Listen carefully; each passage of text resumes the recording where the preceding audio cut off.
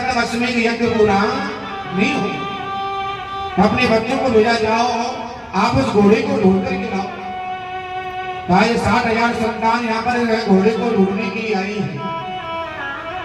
और उन्होंने जब देखा कि ये घोड़ा तो कपिल मुनि के आश्रम में बना हुआ है, और कपिल मुनि को पता भी नहीं है, क्योंकि वह तो भगवान के तपस्या में भी है। आज 60,000 बालक यहाँ पर कपिल मुनि का तिरस्कार कर रहे हैं। बहुत बुरा अपराध है। वो शिवाजी कपिल मुनि की आंख खुली और 60,000 बालकों ने आगे देखा है कि मेरा तिरस्कार कर रहे हैं। उस समय क्रोध की अग्नि में इन 60,000 बालकों को जला करके भस्म कर दिया है।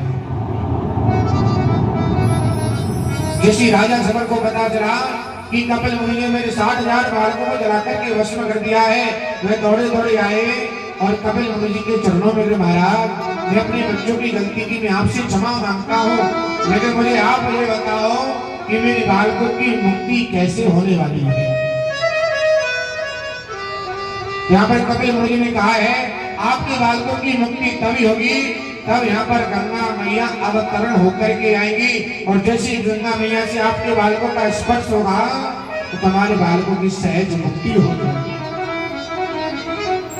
तो यहाँ पर राजा जनक ने गंगा मैया की तपस्या की है, लेकिन की तपस्या से गंगा मैया प्रसन्न नहीं हुई। राजा जनक के बाद में असमंजस हुए, असमंजस में गंगा मैया की तपस्या की, लेकिन है गंगा मैया प्रसन्न नहीं हुई है। असमंजस के बाद में अंशुमान हुए, अंशुमान ने गंगा मैया की तपस्या की, लेकिन तपस्या से गंगा मैया प्रसन्न नहीं हुई। अंशुमान के बाद में दिलीप हुए, दिलीप ने भी गंगा मैया की तपस्या की, लेकिन तपस्या से गंगा मैया प्रसन्न नहीं हुई। दिलीप के बाद में भागीरथ हुए। जब भागीरथ ने गंगा मैया की तपस्या की है तो भागीरथ की तपस्या से गंगा मैया प्रसन्न हो गई, और गंगा मैया ने कहा बेटा मैं यहाँ पर पाक हो जाऊंगी, लेकिन यह पृथ्वी मेरे भार को सहन नहीं कर पाई। जैसे मैं पृथ्वी पर कदम रखूंगी मैं तुरंत पाताल को चली जाऊंगी, फिर तुम्हारे बालकों की मुक्ति नहीं हो पाई। तो भागीरथ ने कहा भैया पर आपके भार को कौन सहन कर सकता है, आप बताओ तुझे।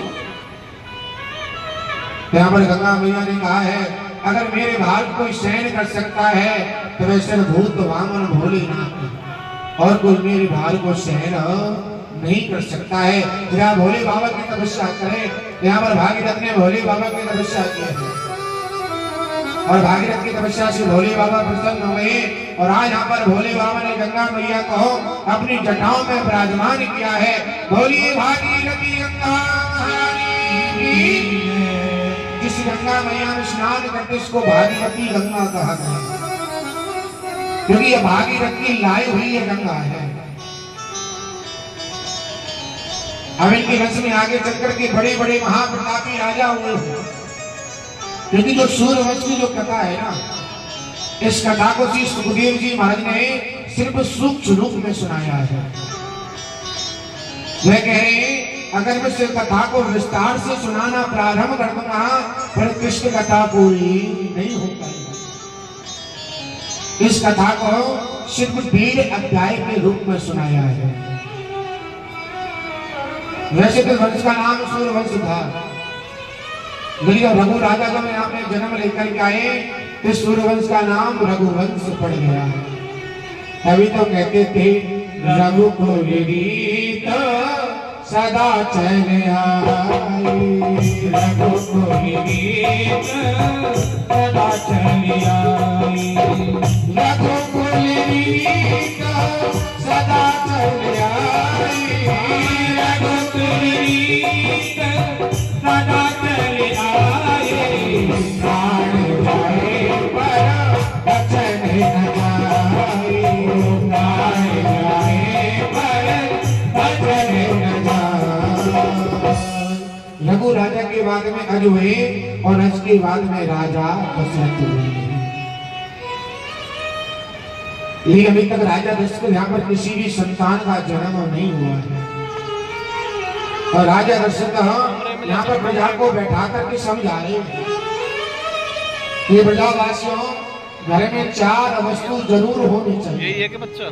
और वे कौन कौन सी है? पहली है निरोगी काया है, इस काया में कोई रोग नहीं होना चाहिए।